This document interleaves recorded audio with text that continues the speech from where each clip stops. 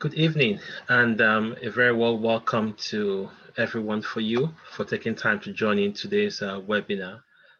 Today we should be focusing on career development for young people, basically looking at people within in colleges, university, and those of you who just graduated. And today's is titled Getting You Career Ready. I think it's very important that we start at an early age. As a matter of fact, I think it should start as early as possible. Once you finish your secondary school, you should start thinking about your career, basically, what you want to do in the future, and start getting some internship, getting experience. I've seen some cases whereby some young people even get their jobs even before they finish university. They're already gainfully employed, so they don't wait one day looking for jobs because they were very proactive about what they want to do in the future, and they got themselves involved in various internship opportunities. Whereas some people wait until they finish university before they start looking for a job, before they got any more work experience.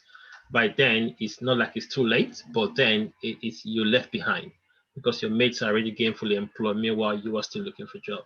So today's forum is mainly to sensitize you, to get you more aware about various opportunities out there for your career, basically. Today we have the pleasure of having Anu Mantri from Bright Network. I think they're a very laudable organization aimed at supporting young people with their various careers and endeavors through internship opportunities, work placements, and etc. I think she will do a lot of justice today by talking about so many opportunities, things that they do, and how you as a young person can engage with them further to further develop your career. I will have Anna to introduce herself a little bit more, talk about her background, and a bit more about Bright Network and what you guys do. Then we will go from there. Anna, over to you. Thank you, John. Would you mind if I share my slides at this point? Sure. Great. Give me one moment.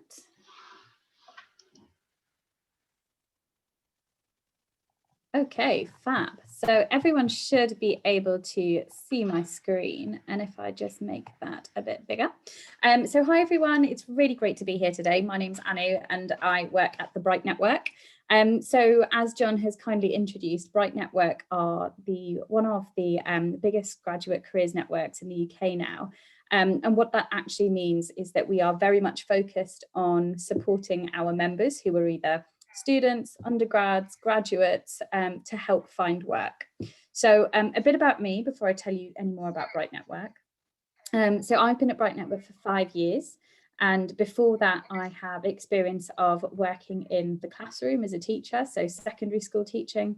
And before that, I studied history at university. And actually, one of the reasons that a Bright Network is so important to me, or really resonates with why I want to work here, is because you go to university sometimes, and you might also choose not to go to university. And there's so many different things that you can do, or there's so many different things that you don't know that you can do. So Bright Network operate to serve all students, regardless of any background, to be able to connect with employers. And we see so many wonderful case studies and success stories coming through of students who genuinely wouldn't have applied to a role because they didn't know it existed, never heard of that company, or for kind of more sad reasons, like they perhaps didn't have the confidence to put themselves forward. So what we're going to talk about today and in a moment is exactly how you can put your best foot forward. And just a couple of other things I wanted to tell you about Bright Network. So why Bright Network? If you are on this call and you are a student or a grad or thinking about graduate careers, then there's going to be lots and lots of information to help you. Similarly, if you are listening to this and you are an employer and you want to connect with some fantastic people, like the people on this call and perhaps our network, there's lots and lots that you can take away. So I'll just talk to you very briefly about our mission before handing back to John. So Bright Network was set up about 10 years ago, which is feels like time has flown. But in that 10 years, what we have done is establish a community of undergrads and graduates that spreads across the UK. And we have around 250 organisations that we work with. And that's from everyone from Amazon, Google, the big law firms, Magic Circle, and some of the very exciting big names in the banking industry, JP Morgan, Morgan Stanley. You can have a look on our website, but ultimately everything we do is for free for our members. I always describe it as a bit of a Robin Hood model, if you will. Everything we do for our members and our audience is completely free, but we do charge employers in order to access that pool. And what that means is that we are able to throw internships, we are able to throw events, we're able to do marketing activity in order to help our growing undergraduate audience. So everything is completely free. And if you do come from a background where you might not have an aunt or an uncle who works in the city, or you are the first in your family to go to university, we will provide that support that you need as you make those career choices. So hopefully that's a nice little summary, and I will hand back to John. Thank you. So what's going to happen next is we're going to have a poll. So the poll is going to be more about your careers and just have some, just no right and wrong answers. Some are quite obvious anyway, but I just want to launch a poll for you guys to have a stab at it and see how you guys get on with that. Just give me a minute. Launch the poll. Tell me if you can see your screen. Yeah. Can you see the screen? Yeah, fantastic. So I'd like to have a stab at the questions. So just give it 3 questions there. So the first one, are you a student in college, university, or graduate? Just to have a feel of who do we have represented in today's meeting. And this is going to be so important so we can tailor this presentation for you. So do let us know. Question 1, question 2, and then question 3. Yeah. So question 2, have you completed any internship role previously? So which is quite interesting one, yes or no. Would you dress the same way when preparing for a face-to-face interview and when preparing for a virtual interview? So virtual, I mean Zoom. Okay. I think I have 11 people who have a stab at it. 64% has voted so far. So I think I end the poll and share the results. So share the results. Sure, we can see the results, right? Yeah, I'm sure that people can see the results. So just in case you are listening rather than viewing this presentation, so we have, I think most people are either have just graduated. We've got 4 people who are currently in college and 2 in university currently. Very good. Question 2, have you completed any internships previously? And we've got the majority, so 9 of you saying no, whereas a couple of you have, so that's great. And then the final question, would you dress the same way when preparing for a face-to-face interview or when preparing for a virtual interview? And we've actually got a fairly even split. So we've got 6 people saying yes and 5 people saying no. And actually, that's a really interesting question. So if you do have any questions about, you know, what to wear or rather than just what to wear, how to prepare for certain interviews, please keep them coming through to the questions. We want to keep this as interactive as possible. So rather than answering Q&As just at the end, please keep them firing through in the question box in Zoom. Great. Thanks, John. Do you want me to carry on? Yes, please. Lovely. So I can't see any questions coming through, so I'm going to carry on. So we've talked a little bit about Bright Network's mission, a bit more information in terms of who makes up the Bright Network and how you can get involved. So when I joined Bright Network 5 years ago, we only had 40,000 members, and now we have 400,000. So that's really exciting, and it's shown the growth of the organisation. And for the reason being that, you know, if you need that career support, then why would you not join something like Bright Network for free? Some of the areas in which we really want to focus our efforts are where we naturally see an underrepresentation within the employer market. So a really good example of that is where we have seen perhaps less representation of Black, Asian or minority ethnic groups. So within certain sectors, for example, law, we know that we need to be doing more to encourage more young people to apply. And it's not just about applying. It could also be that, you know, once you're in that process, how do you tackle things like psychometric tests, interviews, assessment centres? There's a lot of moving parts to the puzzle. There's a couple more stats on this slide that I'll very quickly run through. So once again, we all know that there's a demand for technology. So if you do study a STEM subjects, that's science, tech, engineering, or maths, then brilliant, and we can see what opportunities lie await for you. And again, just a really kind of nice overview of the true diversity of our network. So how have we grown to 400,000 people? And this is where you can come in and join us. So we open our doors to all students from all universities, and membership is completely free. Once you join the Bright Network, you will have an option to research opportunities. You might want to sign up to various newsletters, complete things like virtual internships, and you can also make benefit of our e-learning platform. There's two very exciting things that we do at the moment, which is Bright Network Academy. So if you want to understand what it means to be a consultant, then you can go and complete modules for free to find out what exactly does it mean to work in consulting. That's just one example of the several different careers modules that we have across the Bright Network employer website and employer platform. And if you do want to connect with some of those employers, it makes it really easy. So you can have a look at all the variety of different jobs out there, and more importantly, have a look at the content that's available in terms of a resource. In addition, you can come along to our networking events. So last year, no surprises, given that COVID hit, we moved all of our face-to-face events, which usually used to happen in either London or in the North, to being completely virtual. Now, with that shift, we realised that we could make sure that lots more individuals could come along. So our event, which we call Bright Network Festival, which normally happens in September, actually this year took place over 3 days, and we had very specific days dedicated to different sectors. So if you really don't have a clue about what you want to do, that is fine. What we do is we welcome you with open arms, and you can discover exactly what career suits you. Part 4, you can have a look at all of the different content on various different forms. Everything is very personalised to you. So normally, I remember when I was at university, I might have joined various different jobs boards and be getting continuously emailed with interest in a career in law, banking, insurance, like a real mix. And I thought, I would prefer having something that was very tailored to what I want to do, or perhaps what I'm interested in. So if you tailor your profile online, we will only be connecting you with employers that you are interested in. And that means that your phone or your inbox isn't always exploding. And then the fun part. So if you join the Bright Network and you do get hired by one of our partner firms, we will absolutely send you a bottle of champagne, or if you don't drink, we'll send you some Amazon vouchers. And that's just our way of saying thank you and wishing you good luck on your next endeavour with our partner firms.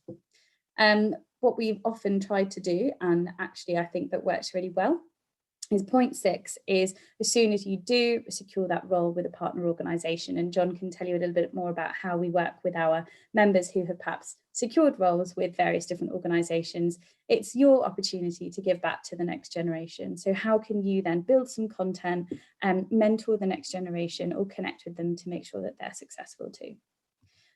So a couple of those events that we just talked about on this slide. So point 3, coming along to networking events. This is a calendar of the events that we ran in the last season, so looking at September really until this March. And when you have a look at these different events, you'll see that they cater for all sorts of different demographics. We have events that are very specific for women. We have events that are very specific for our Black members. And we also have events that are very much catch-all. So if you, like I said, don't really know what you want to do, you can come along to Bright Network Festival, and that's a day of career discovery. Or if you really think, okay, what I want to do is find out more about law or find out more about careers in tech, there's something that would be suited for every single person. So this is all available to access on the Bright Network website. You can have a look and apply. The only thing you will have to do is become a member, which is super easy. And again, just why to join that platform and why join Bright Network. So some of the things that I think are really useful to highlight, and are on the right-hand side of this page. So these are our previous members who have given us a bit of a testimonial and said how they've used Bright Network.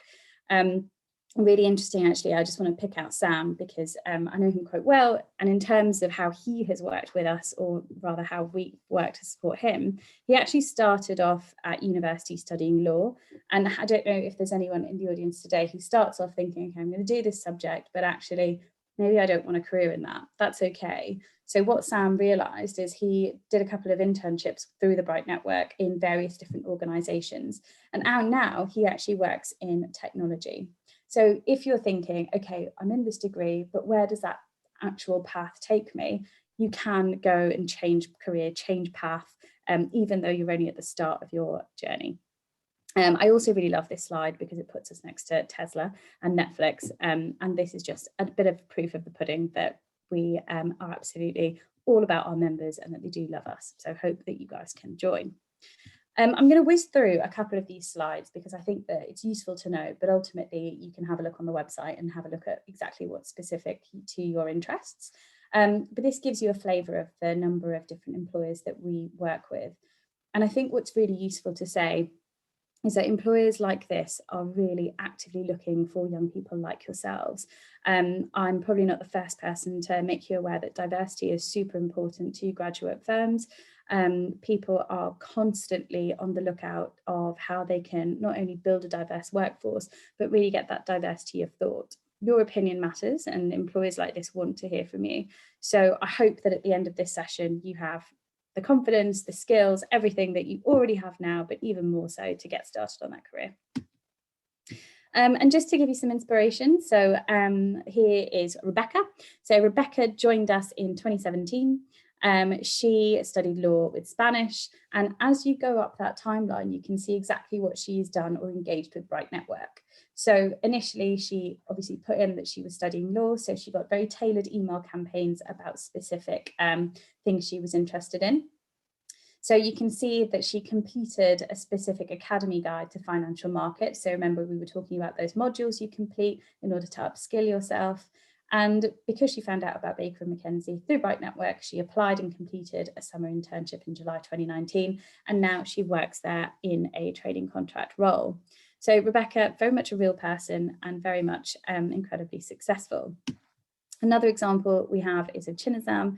And the reason that I like this story so much is because Chinazam came along to one of our events, so Black Heritage Future Leaders, and he built that confidence to talk directly to employers, figure out what was good for him. Because remember, you are also in the driving seat when you're making those applications. You are applying to people, but these employers want to hear from you. So make sure that you are also interviewing them right back. So Chinazam came along to one of our events and ended up working at a fantastic consulting firm called Newton Europe. And so these are just simple case studies of exactly how people have been successful in the past. But what we'll do is tell you a little bit about how we do that now. So before we launch into the core skills part of this webinar, I wonder if John would like to do his second poll.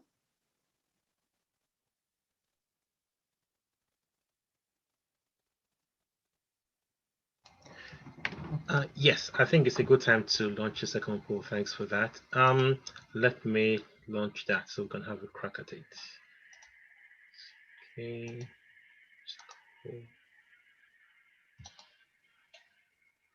Right.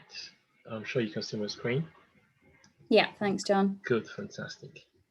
So the first question, what do you find is the biggest issue or challenge with virtual meetings, or if you want virtual meetings, or say interviews?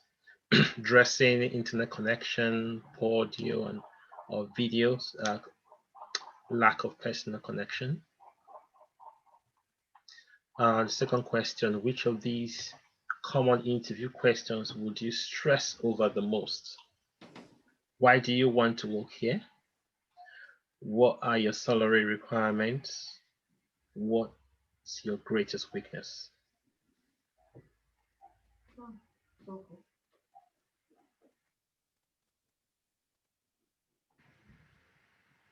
Okay, getting 57% have voted.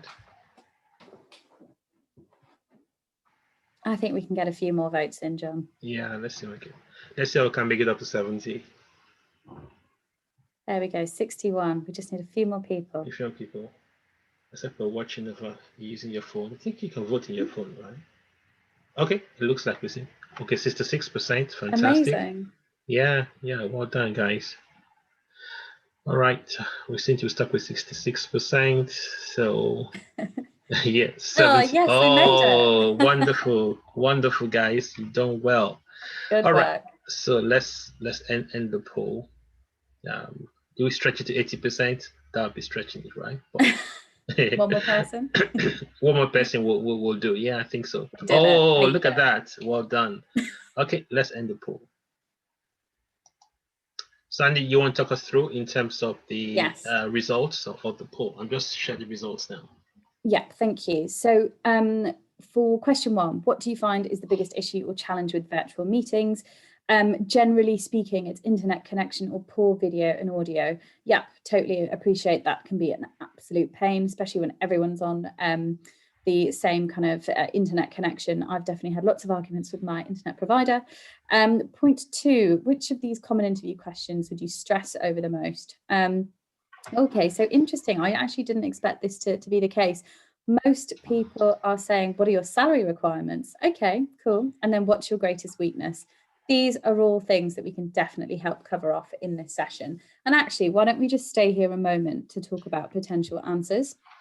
So in terms of poor internet connection and poor audio and visual, or audio and video, something that I can share with you is from working with so many of the kind of big names or big graduate partners, something that they don't seem to care about is whether you have got the most professional background, or they're not worried about if you kind of make sure that, oh, you know what, I need to turn my video off for this because I've got other people around. I think the only thing that I would suggest is being really honest and upfront before your interview with exactly what challenges you think you're going to face. Like I said previously, it's a really difficult environment to operate in during COVID, and anything that you can do to make yourself feel more comfortable and feel better about the interview is going to benefit you. So please do let them know if you are going to have any issues. Switch your video off if you don't want to have your video on, that's completely fine. But then the converse of that is if you can have your video on, always better, because then you can make more of that personal connection. I'm going to talk about dressing, etc. in a moment. I think based on the fact that 50% of you said that you wouldn't dress differently for a face-to-face or virtual, and then 50% of you said you would. Again, I think being comfortable is really key. You don't have to wear a suit. You're definitely not going to be getting up and walking around, so I don't think you have to, you know, put on decent shoes, etc. Just make sure you're comfortable, that you're not going to get overheated, and that you have a glass of water. So these sound like really, really simple tips, but it's easy to forget when you're under the pressure and in that stressy situation. Now, very quickly on the common interview questions that you would stress over. So I think the first point is in why do you want to work here? We can tackle that in the next few slides, so we can come back to that one. What are your salary requirements is an interesting one. So when we did some research across the Bright Network membership, so we're looking at that pool of 400,000 people, the general salary requirements were a bit different for men as they were to women. Now, I think the baseline of what graduates expect when they graduate from university is around £30,000. So knowing a bit about your sector, so if you're going into banking, you might be expecting a salary of around £45,000. If you go into law and you're on a training contract, sometimes it's a bit higher, sometimes it's a bit lower, depending on the type of firm. But ultimately, that is a tricky question because graduate salaries tend to be set. Saying that, do not feel pressured to, not have a decent answer in response to that. Some people have various different responsibilities at home that they need to deal with. And again, a frank conversation is fine. What I probably wouldn't recommend is bringing up salary in your actual interview, because your interview is a chance for you to showcase your skills, why you're passionate about the firm. And although salary is a big part of your role, you shouldn't make it the be all and end all. That is a conversation you can pick up afterwards. I'm just going to double check because I think someone's popped a question in the chat. So I'm just going to have a look at what that is.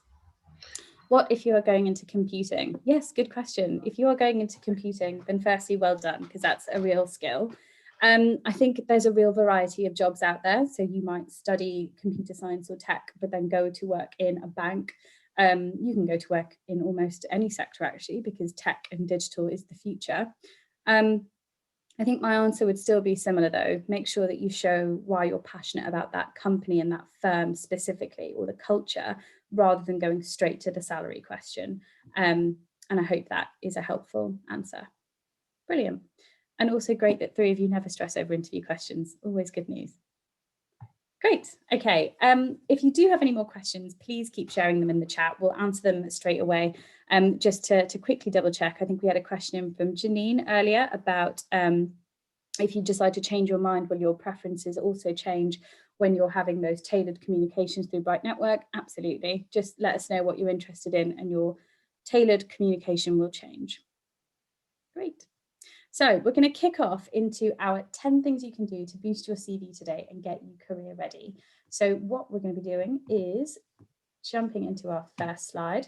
So 10 things you can do right today. You know me, that's my face. What we're going to cover off today is a bit of a graduate careers update. So what's happening in the market post-COVID, getting started in your career search, and then the top 10 things you can do, how you can improve that CV if you have no experience, or if you have some experience and you need to change the wording in order to suit different jobs. And then finally, we'll go through a bit of a Q&A and interview tips. So a very kind of swift overview of the COVID climate and what that's meant for graduate careers. When we thought about, I suppose, April 2020, so nearly a year ago today, there was very little certainty about what businesses were going to do with their graduate cohorts for that year.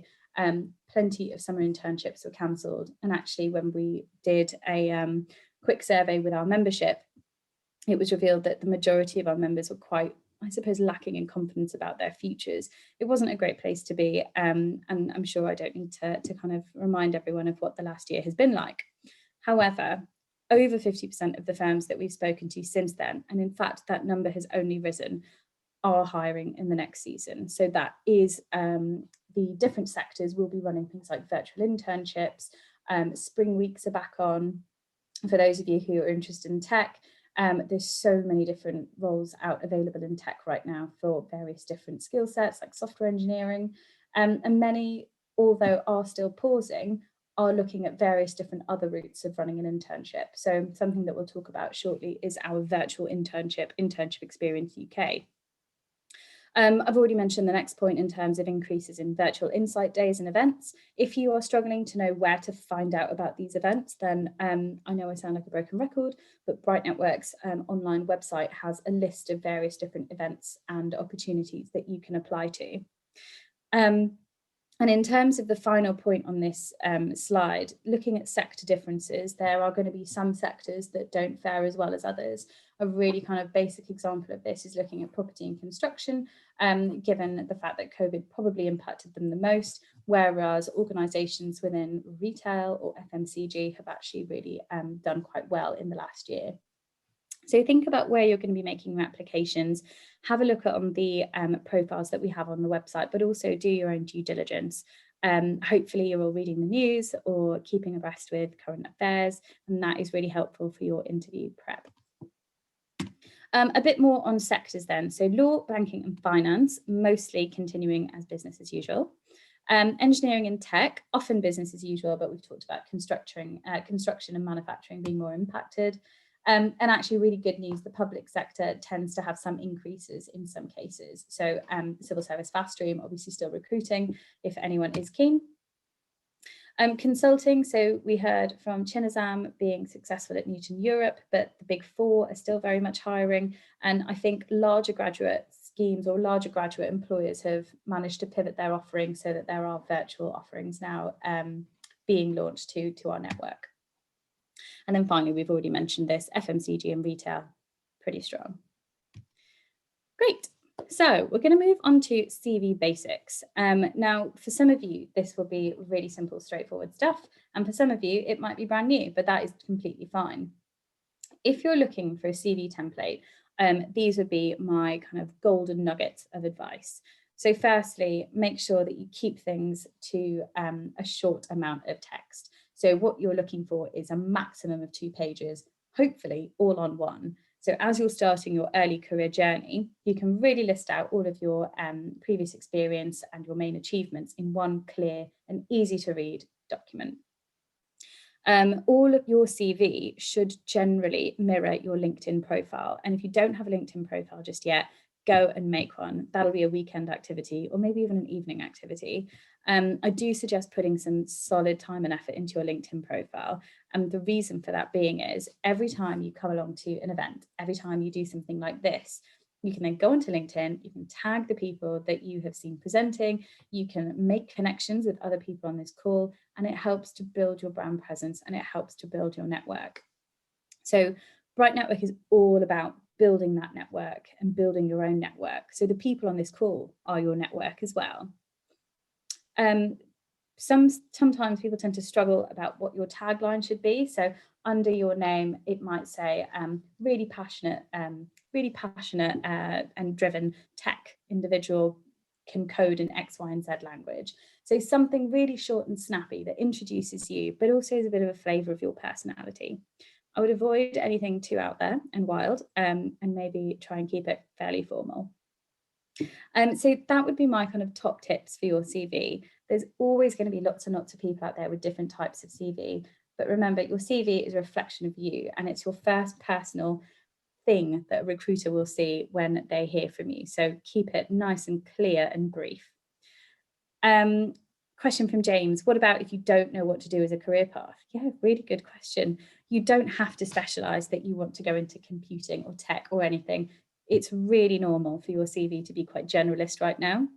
So what you can do is, how about any of the extracurricular activities you do, pop that on your CV. If you're looking at creating that tagline, then perhaps you go for something like highly dependable, trustworthy, motivated, driven, but try and back that up with something. If you've done a Saturday job, or if you have had to work on a project at university, or you've achieved something, try and get that into your tagline so that that's the first thing that people see.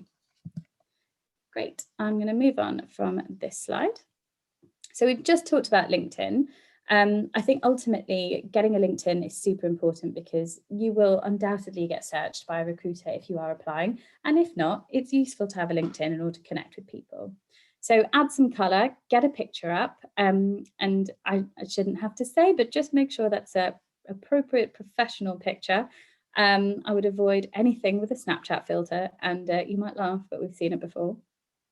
And in terms of using LinkedIn, it's really valuable to reach out to individuals. If you are to find someone in a particular organization that you're interested in, and you reach out and you explain, my name is Anu, I'm really interested in finding out about your role. It's actually something that I'd be keen on doing in the next few years, but I'd love to hear about how you got there. No one's going to say no to you because A, people love talking about themselves, and B, people want to help each other. So make sure you have a think about how you make those reach outs. You don't just want to send the same message to everyone. And I think you want to try and make it as personal as possible. So maybe think about 3 different people that you'd like to build your network with, add them on LinkedIn, and then see where it goes. That's actually the #1 easiest way of finding a mentor as well. Great. So this was very popular last year as lots of internships were cancelled. And though that is incredibly annoying and sad, how you can monopolize on this opportunity is, if you did have an internship or an opportunity that you would have done had it not been cancelled, make sure that you pop that on your CV.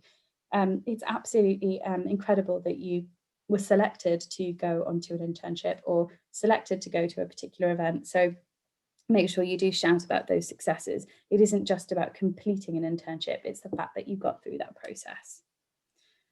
Just double checking to see if we have any other questions that we don't, so I'm going to move on. Brilliant. So we're now in the 10 top ways to boost that CV, and this is a little bit more of a deep dive, let's say. So something that some of you might have heard of is online testing. And when we talk about online testing, there's lots of different types of tests. The Myers-Briggs personality test is a really interesting one because it puts you into one of 16 boxes to tell you what your personality type is like. So based on your answers to a very short questionnaire. You can do it online for free, so get yourselves Googling Myers-Briggs. It will give you a truly wonderful analysis of the type of person that you might be. So things like what kind of things might be your strengths, weaknesses, and it's really insightful to know. So if you hear people saying, oh, I'm an ENFP or I'm an ENTJ, that's normally what they're talking about when they're talking about Myers-Briggs personality tests. Something that Bright Network can support you directly with is improving your experience. So something that we have done a huge amount of this year is really enabling that access to virtual insight days and webinars. Things like this that you're coming to today, phenomenal for networking with each other, but also asking the questions. And I cannot stress that no question is stupid. So make sure that you keep asking questions, go and sign up to online webinars, think about, not just career specific ones, but what will help you learn about current affairs or commercial awareness. Often you'll see on university portals that they might have live webinars that you can attend for free, and they might just be on topics to do with climate change, or they might be to do with the pandemic. And it's always useful to just be able to say that you've attended these things, or better than having to say it on your CV, being able to talk about what you're interested in that interview process. Something that we run for free is our Bright Live series, which is the last bullet on here. So you can come along, you have a chance to network with your peers, but you also can hear from individuals who've made it at various different firms talking about how they got there. So we've talked about online internships. I mentioned that I'd tell you a bit more about this earlier. So something that we launched last year for our network who were unable to complete internships was a virtual internship offering. Now, because this wasn't an actual internship, we called it internship experience. You wouldn't be going into the office, but you'd be connecting via, whether it's your bedroom, living room, via a laptop. So at this internship last year, we had over 100 different partner firms supporting, and we had 120,000 people apply to partake in the internship, which is really exciting. This year, we're launching it again. And what we'd love for you to do is join the Bright Network and get yourself applying to the internship experience. Whether you're interested in law, engineering, tech, professional services, banking and finance, consulting, there is a stream that you can try. And you can try a few of them because they all run on different days. So you might decide, I'm interested in marketing, law and banking. Go ahead and apply to them all. And this is the way that you get that experience on your CV. And as an employer, when they're looking at your CV, they can see, oh, this person isn't just applying because they're applying to another job, but they've proven that they're interested in marketing because they've done a virtual internship in marketing. I'm just going to pause for a moment because I think we have a question. Bear with, sorry. Brilliant. So why don't we pause for a moment and then have a testimonial from one of our Bright Network members, and then we can crack on with the rest of the presentation shortly. Over to you, John. Yeah. It'd be good to have, do we have Zakia with us? Yeah, I'm here. Oh, fantastic. So Zakia, I just want to hear a testimonial. I think I got to know Bright Network through Zakia actually, and I think she has a good story to tell. So I think which will encourage other people. So Zakia. So hi everyone, my name is Zakia. Currently in my final year at the University of Kent, and I'm studying law and economics. And currently, I am an incoming summer analyst at JP Morgan in their wholesale payments division for this year. So last year, I actually also did an internship at MUFG, and I actually met John through one of his friends. So that's the big importance of networking, is like getting to know people. You do get to know more people through people who, take a liking to you, etc., etc. And I guess, I sort of trace back to the start of my career journey. So in my first year, I had no clue as to what I wanted to do.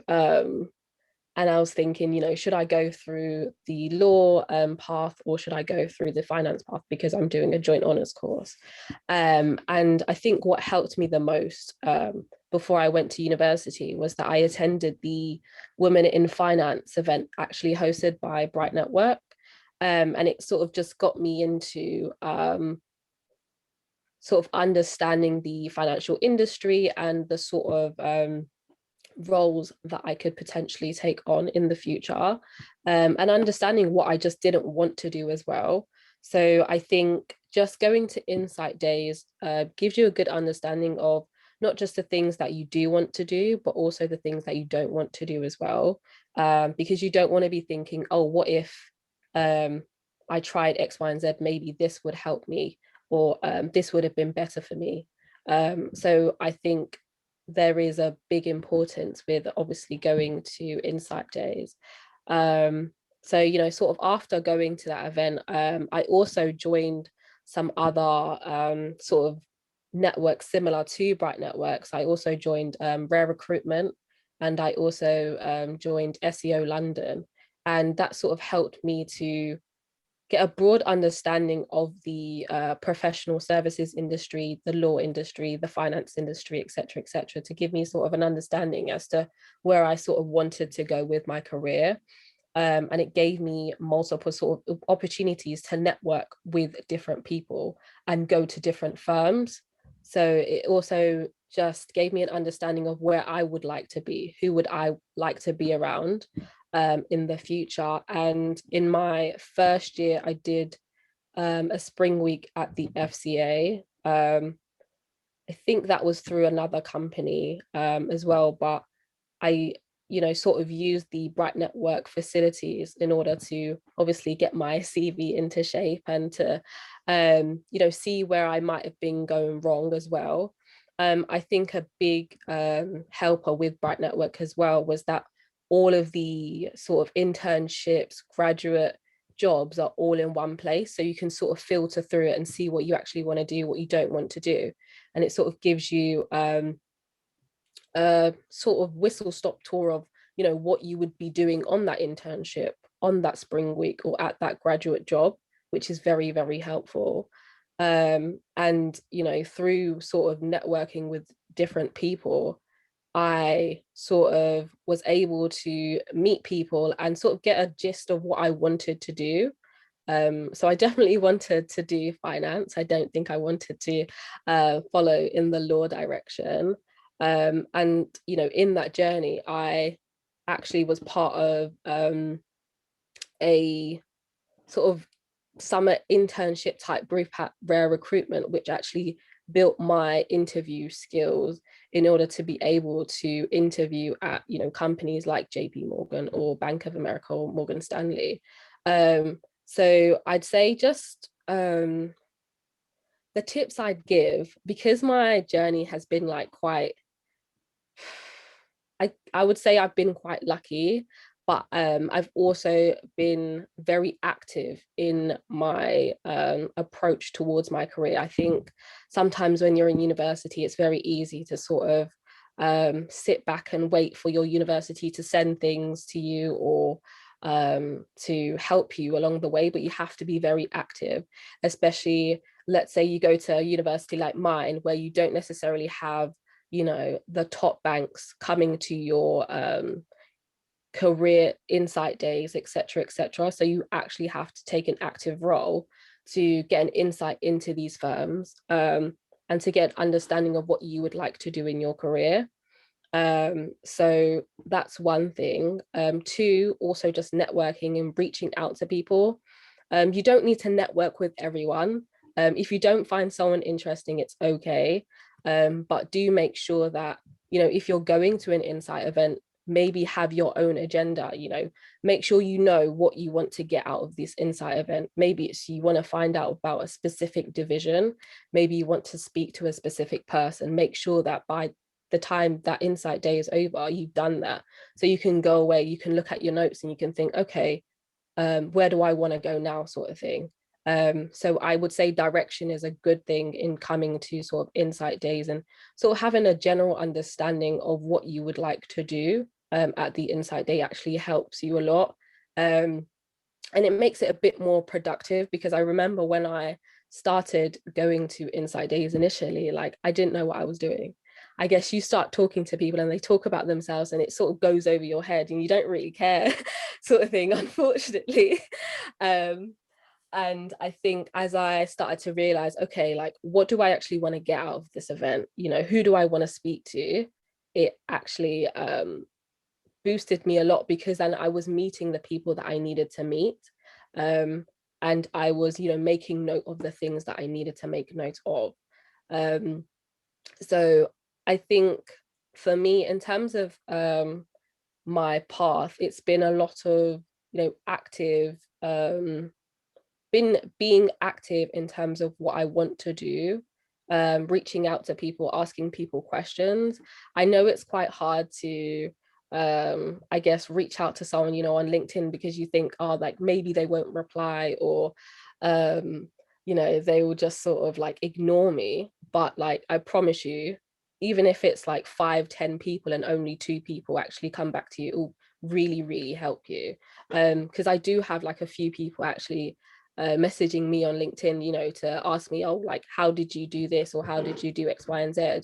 And, you know, I actually respond, and I actually do help them along their journey. So I'd be happy to give anyone my sort of LinkedIn if they want to ask me more questions.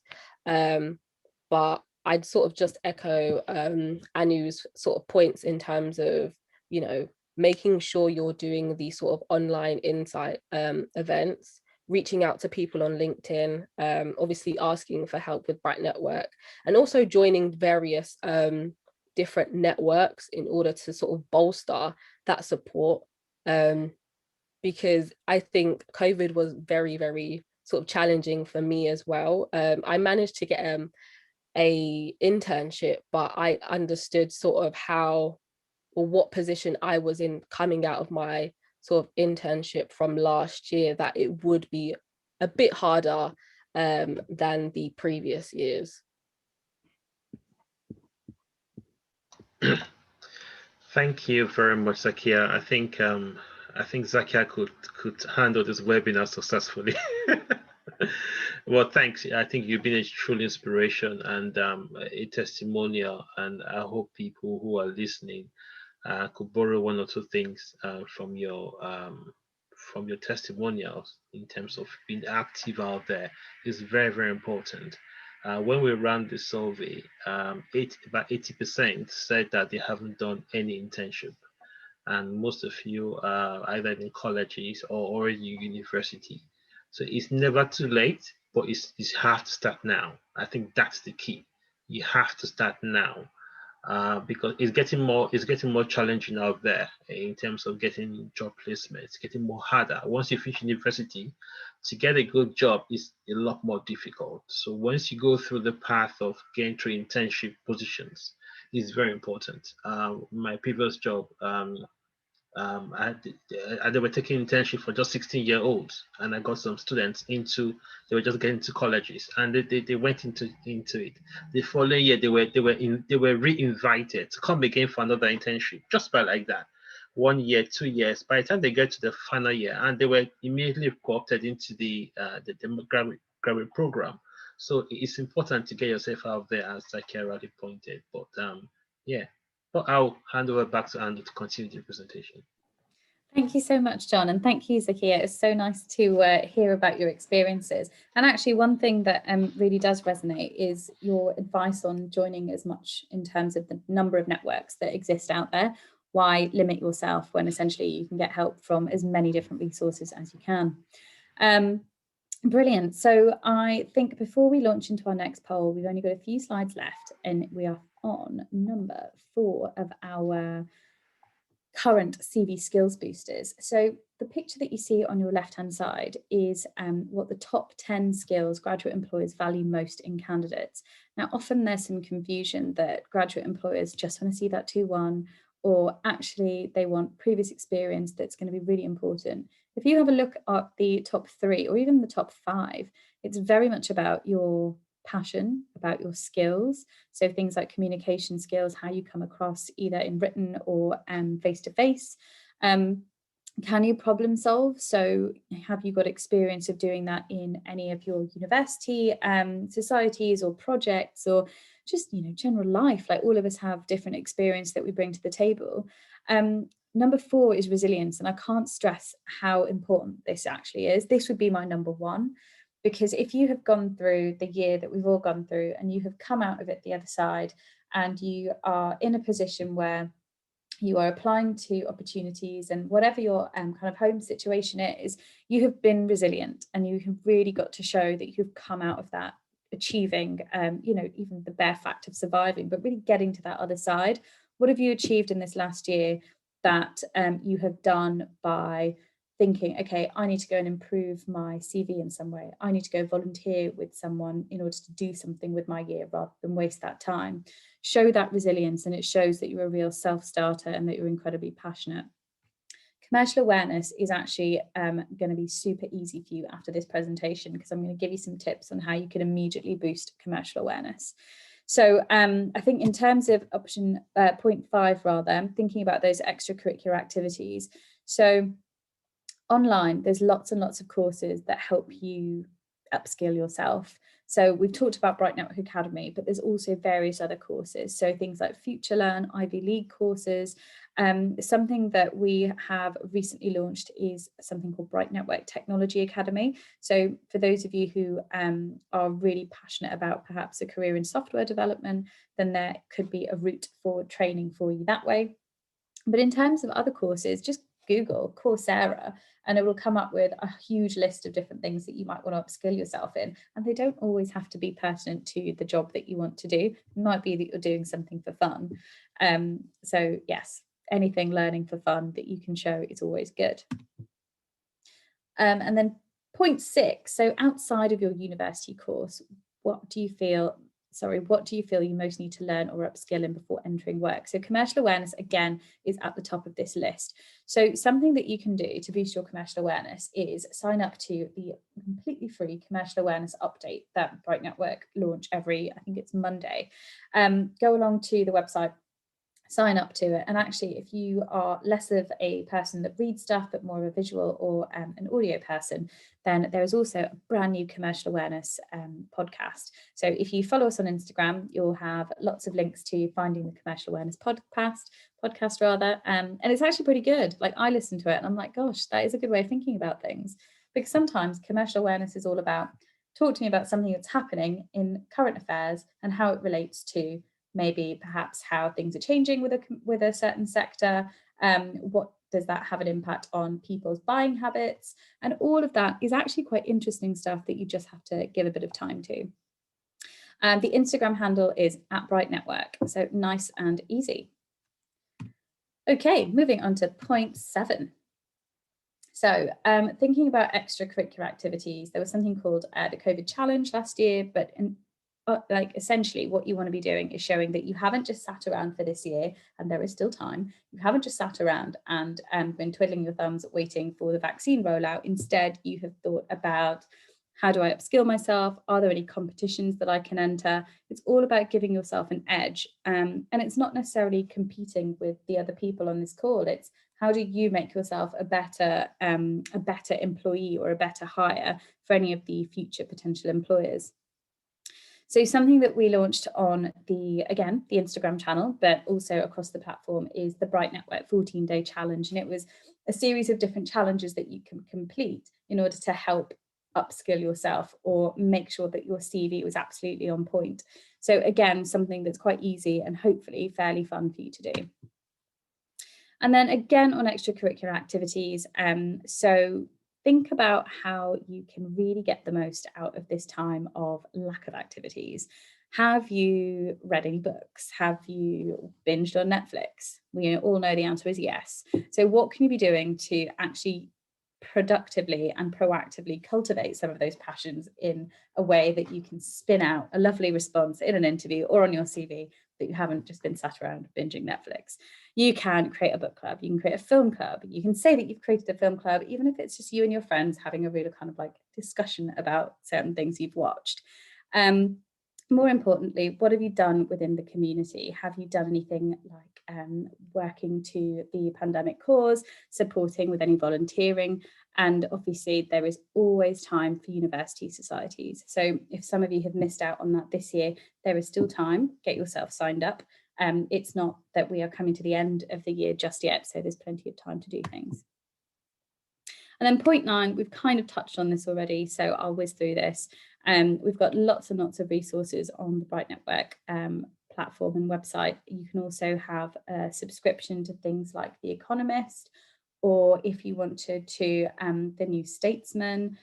These all cost. So what I would recommend is trying to find the free resources.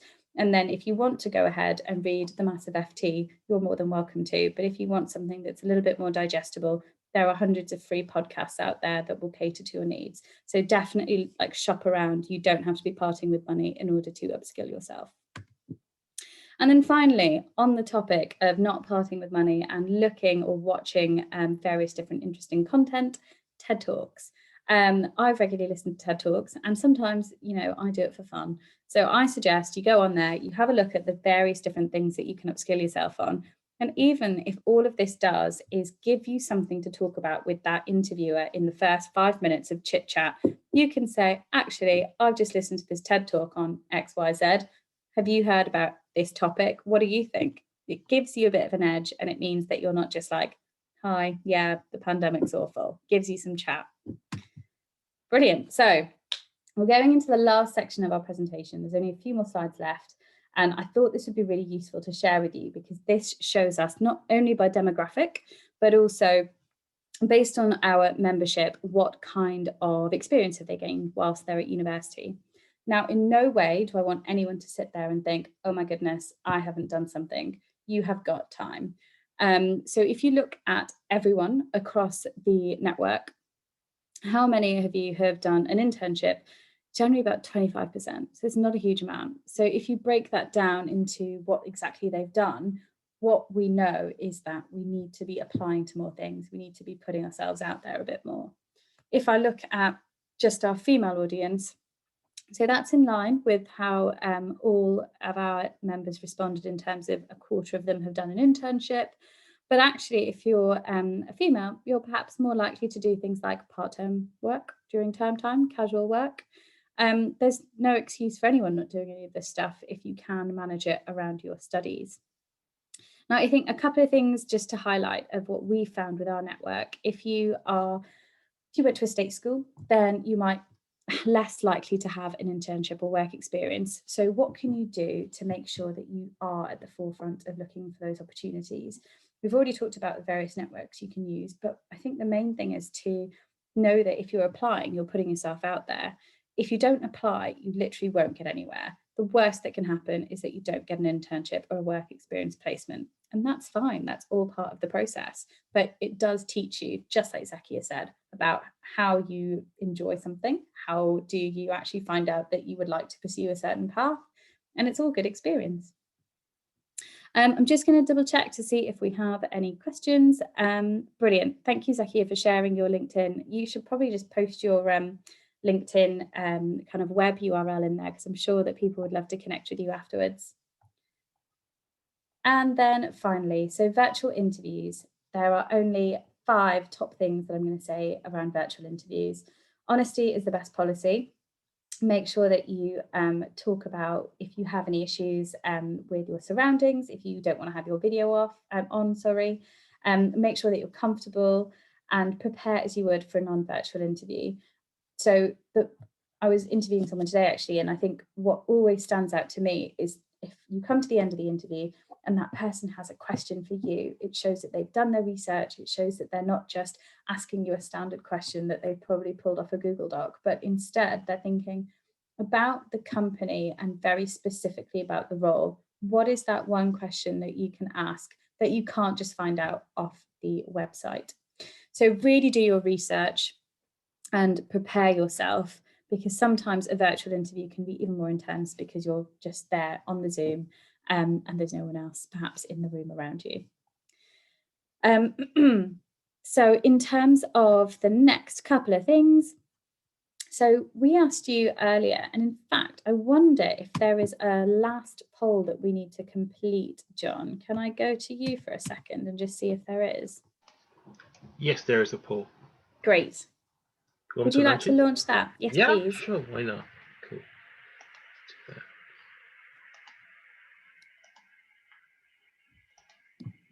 All right, just launch the poll. Amazing. So this is a bit more deeper diving into how formal do you dress for a virtual meeting or interview.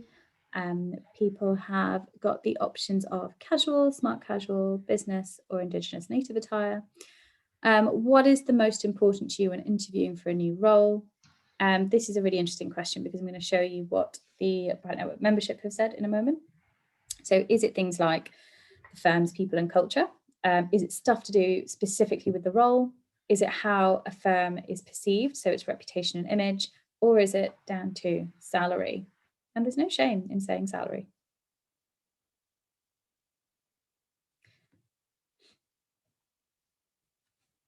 Okay, we've got nearly 60% of people voting.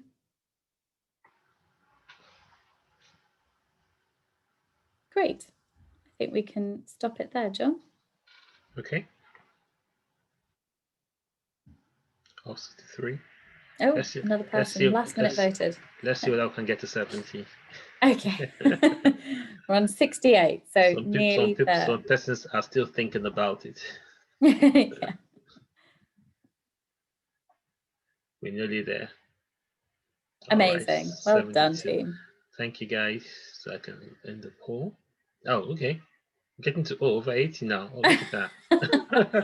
Every time you say you're going to end it, I know, like, right? Nope, Just I'm like, going to hang on, my I have to answer. say it now. All right, thank you. We'll share the results. Thank you. So what you should be able to see is that most people have said that they would wear smart casual or business attire. Actually, there is nothing wrong with any of those options. As long as you as long as you do some research into the type of role you're interviewing for. For example, if you're going for an interview at a law firm, I'd probably suggest smart casual or fairly formal business attire. If you're going to work at a high growth startup or like Bright Network, you can absolutely be casual. But again, just do your research so that you're not caught out. And then what's most important to you when interviewing for a new role? So the majority of you have said it's all about the role, very exciting. A couple of you said it's about firm reputation and salary, and generally speaking, it's about firms' people and culture. I think this question will change as you grow in your career. So something that might be really important now might actually be less important in the future, and vice versa. For me, it's definitely a firm's people and culture. You have to work with these people day in, day out, and it will be a huge part of your life. So you definitely need that to be on point, but also, do you feel like you're being remunerated fairly? Do you feel like the role's challenging enough? All of these questions are something that you can think about and ask at the end of your interview. So stuff around, what particular projects will I be working on, or would I have scope to work on X, Y, and Z in the next 6, 12 months? These are all things that you can be asking. And don't be afraid to ask, what does your team do for fun? How do you interact with each other? These are really important, and even more so important in a post-COVID world, because everyone's gone virtual. So use that as your opportunity to think of some cool questions to ask at the end of your interview. Brilliant. I'm going to stop sharing, and then I'm going to quickly move on. So this is how our membership answered the question in terms of what's important to them. So pretty much aligned with you. Most of our members said the firm's people and culture. And then when we look at this through, I suppose, what people have said across the years, it tends to be fairly similar. Remuneration and advancement is not that high, but ultimately it's probably because graduate roles tend to start at very similar levels, so that you'll start to see changing as you progress in your careers. And then how do you find applications? So this is a really interesting one for me, because if you have a look at this graph on the left-hand side in orange, when applying for Insight Day internships or graduate programs, how many applications do you purely just give up on? So it's an interesting one, because some people are like, nope, give up on very few. I'm all about completing as many applications as possible. 6%, in fact, 16% have said either around half or most. So think about the applications that you give up on. If we know that 86% of our membership give up on an application at some point, it's probably because the application is too long and boring. But I also want you to be thinking about who you're making applications to. You should not be making applications to so many firms that you lose the will to live. You have to make sure you dedicate time to it so that you're really passionate, and that shines through when you're completing that application. So a couple of things just at the bottom in terms of the application was unclear, too long or too hard, and that's not your fault if it is. Sometimes it is just the nature of certain applications, but what we can fix is the confidence to get that role. Or if you realized it wasn't the right role for you, fine, on to the next.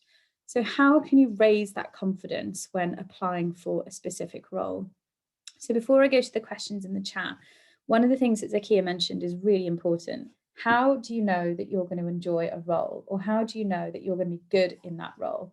Firstly, you don't until you've done it, or you don't until you've spoken to someone who does that role. So it's all the more important that you reach out to individuals who have that experience so that you can find out more about exactly what the role involves. I don't know if anyone has heard of the phrase imposter syndrome, or perhaps feeling like, oh my goodness, this isn't for someone like me, or I couldn't do this. That happens to everyone at some point in their lives. So I really don't want you to think that it's only you, if that ever does. If it doesn't, then great. But ultimately, you don't know what a role is going to be like until you have that experience. So raise your confidence by getting some experience. And a really easy way to do that is by doing something like an internship experience. Just going to jump into the questions, but doesn't look like we have any specific questions. So moving on to some of the last points. 5 ways to get support, and this is one of our last slides. So if you were to join up with the Bright Network, we will give you a one-to-one careers consultation. So what that means is a member of the team will have a phone call with you, really think about what suits you, listen to what you're interested in, and begin to shape your profile so that you're either spotted for specific jobs that we'll headhunt you for, or that you can have appropriate content sent your way. We mentioned this before, but the Bright Live online series, we actually host a number of different webinars and online activities that you can come along to, but something that I would recommend is definitely that. Once you sign up, you'll get a weekly roundup of various different opportunities that you can apply for. It's just helpful to have that synthesized in one place for you. And very similarly, upskilling support. So if we are launching let's see, an online upskilling course or an online upskilling webinar where you can come and learn things, then be the first to be on that mailing list by joining up. And then finally, there's pretty much a 24/7 help desk. So if you are struggling with an application, or you want to figure out more about a certain type of sector, why not drop us an email and we will come back to you. So that pretty much brings us to the end of our presentation. The last couple of things are just follow us on social media. So Instagram, Twitter, and LinkedIn, or at Bright Network. And obviously LinkedIn is Bright Network on the LinkedIn page. And a couple of examples of, I literally just took a screenshot of our LinkedIn, of our Instagram, because it was pretty insightful and exciting recently. If you are struggling with things like psychometric tests, there is upskilling for you. Thinking Commercially podcast that I mentioned earlier, and the top blue in the middle is the Internship Experience UK, which I think everyone should apply to, even if it's just to figure out, is this the career path for me or not? It's completely free, it's 3 days, and you can put it on your CV and whack it on your LinkedIn. So that brings me to the end. I just wanted to say a massive thank you to everyone for listening. And if you do have any questions, then I'm very much around to answer them. Thank you, John. Yeah, thank you for Anna for taking time to do this webinar, and it's very, very insightful to see what you guys are doing, really, and how much you impact into lives of these young people. So does anyone have any questions you want to ask? And I think it's a good time. I know we are all on a different journey at this particular moment in time. So if you have any questions, you could ask, or you could put in the chat box.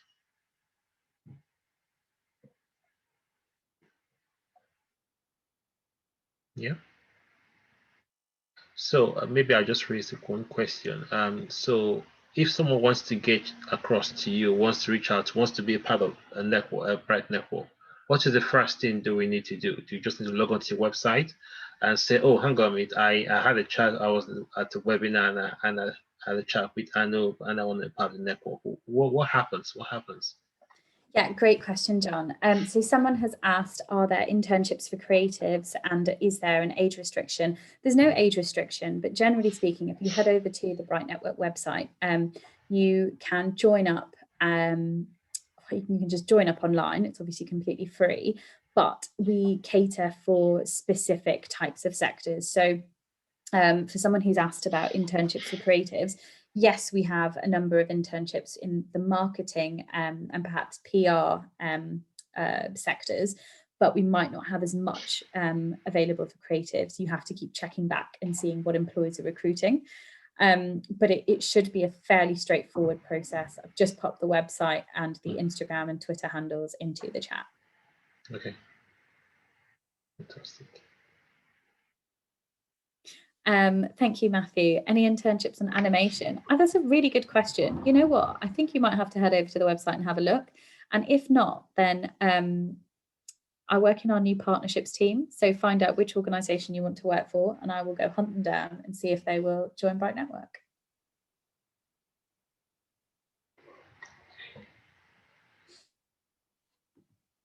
Okay. I think that brings us to the end of today's webinar. I think it's been quite impactful. I'm sure you guys have joined today, have gained one or two things. So thank you again. So please, guys, join me to say thank you to Anu for her time. I think it's been very, very enriching. Even myself, that I've been working for many years, I think it's quite enriching for me as well. So thank you so much, Anu, and I'm sure we will connect more in the nearest future. I popped in, I popped in some information in terms of talking about network. I also belong to a network as well called LikeMinds, and we hosted this webinar to bring this webinar across to you.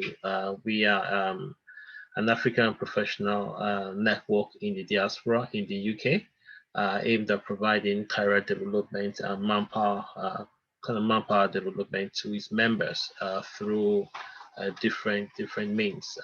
When we came here, there were a couple of challenges, but we overcame them, and a lot of us are successful in our various endeavors. So we want to give back, and hence we've been having all these webinars and impacting people. So if you want to know more, you want to be part of our network, please feel free to drop me an email. I put in our email on the chat box, LikeMinds UK, LikeMinds UK88@gmail.com. Drop me an email, check out our website, and yeah, I'm happy to discuss with you before that. But feel free, please don't go. Please touch base with Bright Network. It's very important. I think you need to have that internship experience. I think Bright Network will provide you that opportunity. Okay. So thank you once so again, much, everyone. John. Yeah, so everyone, thank you so much. If you're free, if you're bold enough, you could put on your camera. Let's see some lovely faces before we go. If that's okay with you. Let's see some bold people. I wonder if we'll have any bold people. Yeah, exactly. Let's see. Come on, guys. Let's see where we can see some bold people in the cameras. Yeah, Yay, I can see. There we go. Hello. Timmy, thank you for putting on your camera. Just have some lovely faces. James, Jose, thank you. Rohobot Victoria, thank you very much for joining. And hopefully we'll see soon. So thanks, guys. Thank you, Anu. We'll talk soon. Take care, John. Thank you. Cheers. Okay. Bye, everyone. Bye.